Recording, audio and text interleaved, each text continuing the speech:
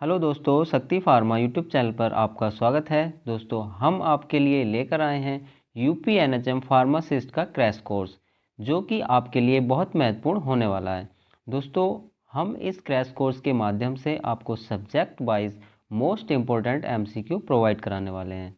दोस्तों, ये सभी प्रश्न फार्मासिस्ट एग्ज़ाम की दृष्टि से आपके लिए बहुत महत्वपूर्ण हैं। सो प्लीज़ दोस्तों, एक नोटबुक और पेन लेकर ज़रूर बैठिएगा। दोस्तों, अगर आप हमारे चैनल पर नए हैं तो प्लीज़ चैनल को सब्सक्राइब ज़रूर कीजिएगा और वीडियो को अंत तक ज़रूर देखिएगा। चलिए अब हम डिस्कस करते हैं most important MCQ. Good morning everyone, आज की क्लास में आपका स्वागत है। चलिए अब हम देखते हैं question number 21। Chief storage site for manganese in body are.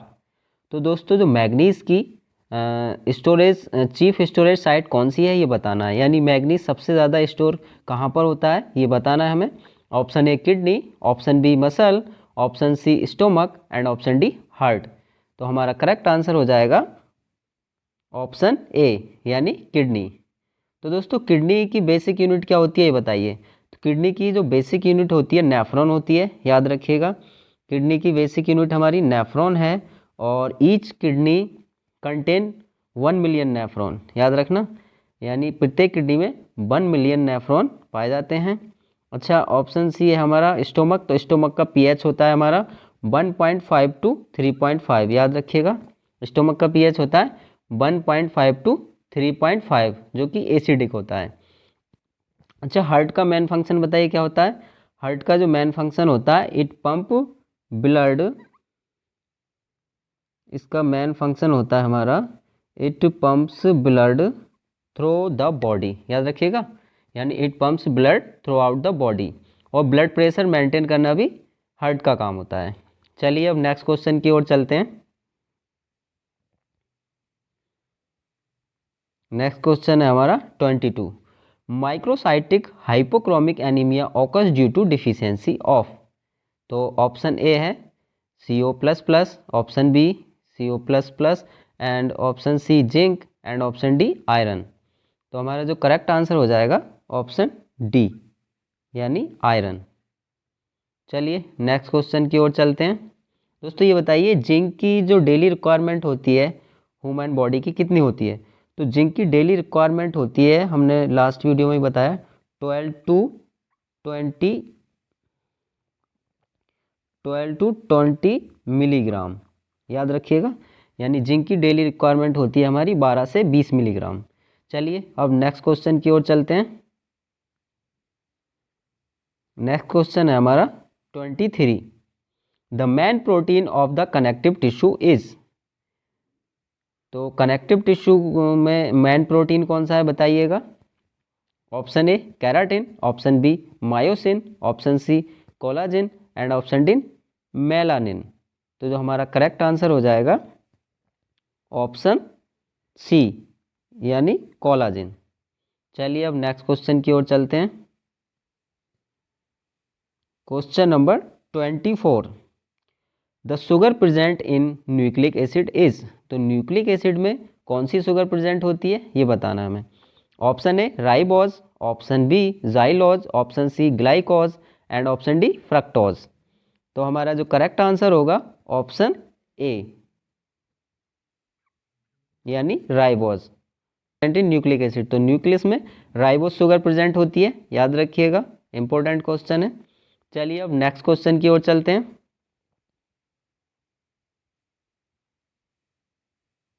Question number 25। Which element is required for contraction of muscle. तो मसल के कॉन्ट्रैक्शन के लिए कौन से एलिमेंट की रिक्वायरमेंट होती है बताइएगा। Option A calcium, option B sodium, option C magnesium and option D manganese. तो हमारा जो करेक्ट आंसर हो जाएगा ऑप्शन ए यानी कैल्शियम। चलिए अब नेक्स्ट क्वेश्चन की ओर चलते हैं।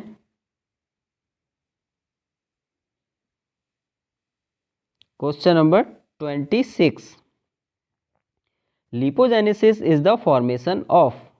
तो लिपोजेनेसिस किसका फॉर्मेशन है। Option A glucose from fats, option B fats from glucose, option C fats from surplus glucose and option D glycogen from fats. तो हमारा जो करेक्ट आंसर हो जाएगा ऑप्शन सी, यानी फैट्स फ्रॉम सरप्लस ग्लूकोज। चलिए अब next question देखते हैं। क्वेश्चन नंबर है 27। Serum acid phosphate activity increase during.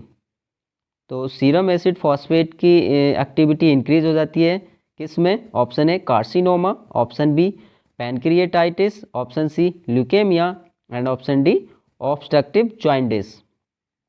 तो जो हमारा करेक्ट आंसर रहेगा ऑप्शन ए, यानी कार्सिनोमा। दोस्तों कार्सिनोमा क्या होता है? Carcinoma is cancer that forms in epithelial tissue. तो इसमें क्या होता है? Most cancer affecting your skin, breast, kidney, liver, lungs. याद रखिएगा। तो carcinoma is a cancer that forms in epithelial tissue, याद रखिएगा। नेक्स्ट है पैनक्रिएटाइटिस। पैनक्रिएटाइटिस में क्या होता है? Pancreatitis is inflammation of the pancreas. तो पैनक्रियाज के इन्फ्लामेशन को पैनक्रिएटाइटिस कहते हैं, यानी इन्फ्लामेशन ऑफ पैनक्रियाज। ठीक, याद रखिएगा, यानी inflammation of pancreas is also known as pancreatitis. Next है हमारा ल्यूकेमिया। ल्यूकेमिया मैं आपको बता चुका हूँ, leukaemia also known as blood cancer. ये भी याद रखिएगा, इंपॉर्टेंट टॉपिक है। Leukaemia also known as blood cancer. ठीक, जॉइंटिस के बारे में आपको पता ही है।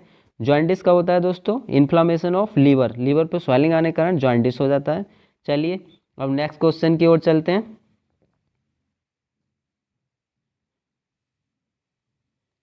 Question number 28। The first amino acid during protein synthesis is. Option A arginine, option B formulated arginine, option C formulated methionine and option D methionine. तो हमारा जो करेक्ट आंसर रहेगा ऑप्शन सी, यानी फॉर्मुलेटेड मिथ्योनाइन। चलिए अब next question की ओर चलते हैं।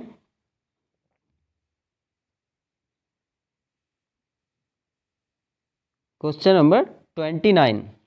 Normal urine is. Option A neutral, option B highly acidic, option C slightly alkaline and option D slightly acidic. तो हमारा जो करेक्ट आंसर होगा ऑप्शन डी, यानी स्लाइटली एसिडिक। तो जो नॉर्मल यूरिन होता है वो स्लाइटली एसिडिक होता है, याद रखिएगा। चलिए अब नेक्स्ट क्वेश्चन की ओर चलते हैं। Question number 30।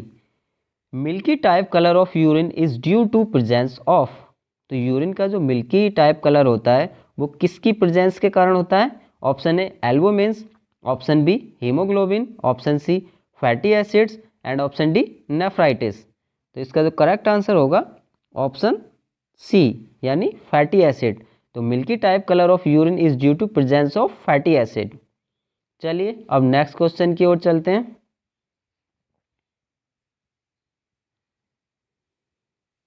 क्वेश्चन नंबर है हमारा 31। Inflammation of kidney is called. Kidney में जो इन्फ्लामेशन हो जाती है, जो स्वेलिंग हो जाती है, उसको हम क्या कहते हैं? Option A Addison's disease, option B hypothyroidism, option C nephritis and option D typhoid. तो हमारा जो करेक्ट आंसर हो जाएगा ऑप्शन सी। तो inflammation of kidney is called nephritis. अच्छा दोस्तों ये बताइए एडिसन्स डिसीज क्या होता है? एडिसन्स डिसीज के बारे में थोड़ा सा देख लेते हैं। तो एडिसन्स डिसीज आल्सो कॉल्ड हाइपोकोर्टिसोलिज्म, यानी Edison's disease A disorder in which the adrenal gland do not produce enough hormone. तो इसमें क्या होती है, जो एड्रिनल ग्लैंड होती है वो एनफ हार्मोन प्रोड्यूस नहीं कर पाती है। ठीक है, एडिसन्स डिसीज में क्या होता है, ये एक डिसऑर्डर है जिसमें कि एड्रिनल ग्लैंड जो है do not produce enough hormone, hormone produce नहीं कर पाती है पर्याप्त मात्रा में, तो उसको हम एडिसन्स डिसीज कहते हैं। नेक्स्ट है हाइपोथायरॉयडिज्म। तो हाइपोथायरॉयडिज्म मीन्स होता है also called under active thyroid. तो इसमें जो थायराइड ग्लैंड होती है वो हमारे थायराइड हार्मोन एनफ मात्रा में प्रोड्यूस नहीं कर पाती है, यानी hypothyroidism a condition in which the thyroid gland does not produce enough thyroid hormone.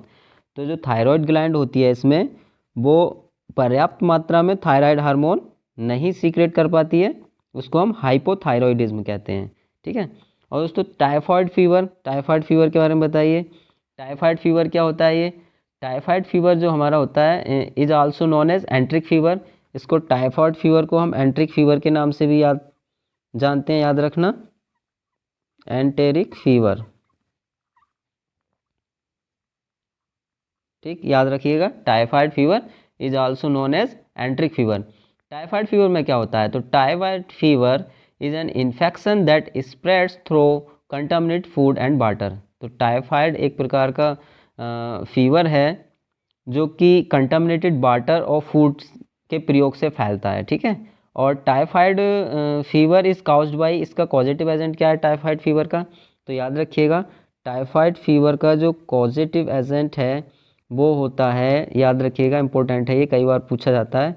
इसका कॉजेटिव एजेंट होता है साल्मोनेला, याद नोट कर लीजिए इसको, साल्मोनेला टाइफाई, इसका ये कॉजेटिव एजेंट है। ठीक है। टाइफाइड फीवर कैसे फैलता है? कंटामिनेटेड फूड एंड वाटर से फैलता है, और इसको हम एंट्रिक फीवर भी कहते हैं, एंट्रिक फीवर भी के नाम से भी जानते हैं। और इसका जो कॉजेटिव एजेंट होता है साल्मोनेला टाइफाई होता है, जो कि एक बैक्टीरिया होता है। ठीक है। चलिए अब नेक्स्ट क्वेश्चन की ओर चलते हैं।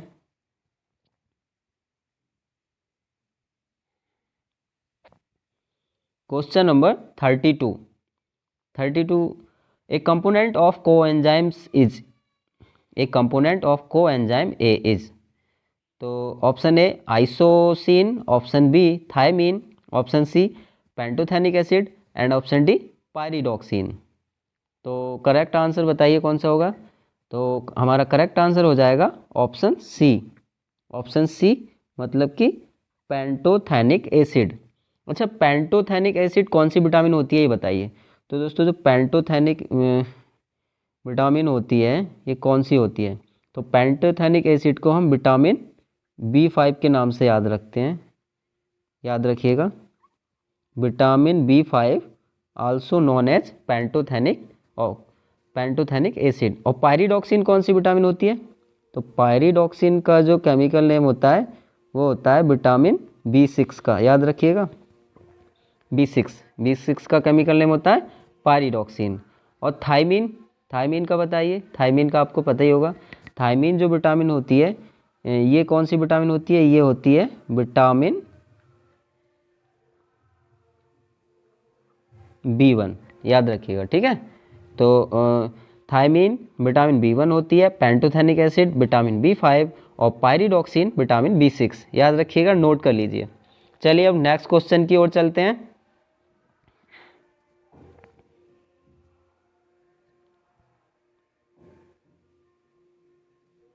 नेक्स्ट क्वेश्चन है हमारा 33 है the normal value for glucose in the blood is. तो ब्लड के अंदर नॉर्मल ग्लूकोज लेवल कितना होता है बताइएगा। Option A 250 mg, option B 200 mg, option C 100 to 200 mg and option D 80 to 120 mg। तो हमारा करेक्ट आंसर हो जाएगा ऑप्शन डी, यानी ब्लड के अंदर नॉर्मल ग्लूकोज लेवल हमारा 80 to 120 mg होता है। चलिए अब नेक्स्ट क्वेश्चन की ओर चलते हैं।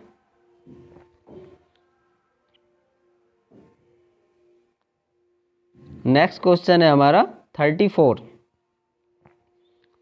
क्वेश्चन है हमारा हाइपरलिपिडेमिया इज एक्सेस ऑफ। तो हाइपरलिपिडेमिया में किसका लेवल बढ़ जाता है बताइएगा, एक्सीज हो जाता है। Option A cholesterol and triglycerides, option B free fatty acid, option C glucose and option D ketone bodies.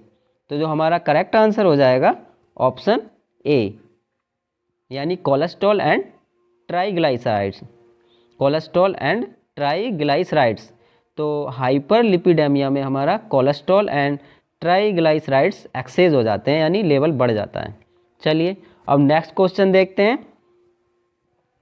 Next question है हमारा 35 कोलेस्ट्रॉल इज ए। कोलेस्ट्रॉल क्या है बताइएगा। ऑप्शन ए कार्बोहाइड्रेट्स है, ऑप्शन बी स्टेरॉइड है, option C protein and option D none of the above. तो हमारा correct answer हो जाएगा ऑप्शन बी, यानी स्टेरॉइड। तो कोलेस्ट्रॉल जो होता है दोस्तों वो एक स्टेरॉइड होता है, ठीक है, स्टेरॉइड फैमिली ऑफ लिपिड, याद रखिएगा, cholesterol is a steroid family of lipid यानी फैट। चलिए अब नेक्स्ट क्वेश्चन की ओर चलते हैं। नेक्स्ट क्वेश्चन है 36, which one of these vitamin is a part of coenzyme. तो कौन सी विटामिन पार्ट ऑफ कोएंजाइम है? Option A vitamin A, vitamin C, option C thiamine and option D none of the above. तो हमारा जो correct answer होगा option C यानी thiamine. तो हमारा करेक्ट आंसर हो जाएगा थायमीन। चलिए अब विटामिन ए के बारे में देख लेते हैं थोड़ा। अच्छा, विटामिन ए का नाम बताइए क्या होता है, केमिकल नेम।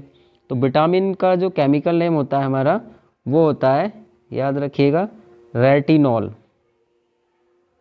विटामिन ए का केमिकल नेम हो गया रेटिनॉल। और विटामिन सी का होता है ascorbic acid, ascorbic acid. Vitamin A का रेटिनॉल, विटामिन सी का एस्कॉर्बिक एसिड और थायमीन का अभी बताया था आपको। थायमीन कौन सी विटामिन है? तो थायमीन जो होती है वो विटामिन B1 है, यानी B1 का नाम केमिकल नेम थायमीन होता है। ठीक है। अच्छा, रेटिनॉल जो विटामिन ए है, विटामिन ए का केमिकल नेम रेटिनॉल है। और विटामिन ए की कमी से कौन सा रोग होता है? तो रतौंधी, जिसको हम नाइट ब्लाइंडनेस कहते हैं। और विटामिन सी की कमी से कौन सा रोग होता है? स्कर्वी। स्कर्वी में क्या होता है? मसूड़ों में सूजन आ जाती है और रक्त आने लगता है। ठीक है। और विटामिन B1 यानी थायमीन की कमी से बेरी रोग होता है, याद रखिएगा। इसकी कमी से कौन सा रोग होता है? विटामिन B1 की कमी से बेरी, याद रखिएगा, ये क्वेश्चन कई बार पूछा जाता है। विटामिन बी की कमी से बेरी होता है। ठीक है। और एस्कॉर्बिक एसिड से पता ही आपको स्कर्वी। चलिए अब नेक्स्ट क्वेश्चन की ओर बढ़ते हैं। नेक्स्ट क्वेश्चन है हमारा 37, protein deficiency disease is known as. तो protein deficiency disease is known as, तो यानी प्रोटीन की कमी के कारण कौन सी डिसीज होती है? Option A kwashiorkor, option B Cushing disease, option C Gaucher's disease and option D none of the above. तो हमारा जो करेक्ट आंसर हो जाएगा ऑप्शन ए यानी क्वासिओरकर। तो प्रोटीन की कमी से क्वासिओरकर डिसीज हो जाती है, याद रखिएगा। अच्छा, ये बताइएगा कुशिंग डिसीज क्या होती है? तो दोस्तों कुशिंग डिसीज जो होती है आल्सो कॉल्ड हाइपर कॉर्टिसोलिज्म। तो ये क्या होता है? Cushing disease a condition that occurs from exposure to high cortisol level for a long time. तो इसमें जो कॉर्टिसोल लेवल होता है वो लंबे समय तक बढ़ जाता है कुशिंग डिसीज में। ठीक है, गॉट इट। चलिए अब नेक्स्ट देखते हैं हम, गोचस डिसीज क्या होती है? गोचस डिसीज क्या होती है दोस्तों? Gaucher's disease is a genetic disorder. ये एक जेनेटिक डिसऑर्डर है जिसमें कि एनलार्ज स्प्लीन एंड लीवर, जिसमें कि स्प्लीन और लीवर एनलार्ज हो जाते हैं, याद रखिएगा। ठीक है। चलिए अब नेक्स्ट क्वेश्चन की ओर चलते हैं। नेक्स्ट क्वेश्चन है हमारा 38, cobalt is a constituent of. तो कोबाल्ट किसका कॉन्स्टिट्यूएंट है बताइएगा। Option A vitamin B12, option B haemoglobin, option C insulin and option D none of the above. तो जो हमारा करेक्ट आंसर हो जाएगा ऑप्शन ए यानी विटामिन B12। तो विटामिन B12 का कॉन्स्टिट्यूएंट क्या है? कोबाल्ट। अच्छा, ये बताइए विटामिन B12 का केमिकल नेम क्या होता है? तो विटामिन B12 का केमिकल नेम होता है कोबालामाइन, याद रखिए, कोबालामाइन। इसको हम साइनाकोबालामाइन भी कहते हैं कभी कभी। ठीक है, विटामिन B12 का क्या हो गया? कोबालामाइन। ठीक है। अच्छा, ये बताइए नॉर्मल हीमोग्लोबिन लेवल कितना होता है मानव शरीर में? जल्दी से बताइए, हीमोग्लोबिन का लेवल कितना होना चाहिए? जल्दी बताइएगा। और ये बताइएगा इंसुलिन कहाँ से सीक्रेट होता है, ये भी बताइए। दोनों चीज़ें कमेंट करके जल्दी बताइएगा। चलिए अब नेक्स्ट क्वेश्चन की ओर चलते हैं। नेक्स्ट क्वेश्चन है question number 39, milk sugar is known as. Milk sugar को हम और किस नाम से जानते हैं? Option A lactose, option B galactose, option C sucrose and option D maltose. तो जो हमारा करेक्ट आंसर हो जाएगा ऑप्शन ए यानी लैक्टोज। तो milk sugar is also known as lactose. अच्छा, ये बताइए गैलेक्टोज को हम किस नाम से जानते हैं? Galactose also known as, note कर लीजिए, galactose also known as brain sugar. इसको हम ब्रेन शुगर के नाम से जानते हैं। ठीक है, galactose also known as brain sugar. और sucrose also known as cane sugar, ये भी याद रखिएगा, sucrose also known as cane sugar. अच्छा, माल्टोज के बारे में कमेंट करिएगा जल्दी से। चलिए अब नेक्स्ट क्वेश्चन की ओर चलते हैं। नेक्स्ट क्वेश्चन है हमारा 40। प्रोटीन क्या है? Option A polymer of amino acid, option B complex of amino acid, option C polymer of amine and option D none of the above. तो हमारा करेक्ट आंसर हो जाएगा ऑप्शन ए, यानी polymer of amino acid. तो याद रखिएगा दोस्तों, बहुत ही इंपॉर्टेंट क्वेश्चन है। तो protein is a polymer of amino acid. दोस्तों अगर आपने अभी तक हमारा चैनल सब्सक्राइब नहीं किया है तो प्लीज़ चैनल को सब्सक्राइब जरूर कीजिएगा। और दोस्तों अगर हमारी क्लास पसंद आई हो तो प्लीज़ वीडियो को लाइक एंड शेयर जरूर कीजिएगा। और दोस्तों कमेंट जरूर कीजिएगा कि आपको नेक्स्ट वीडियो किस सब्जेक्ट से चाहिए। Thank you for watching.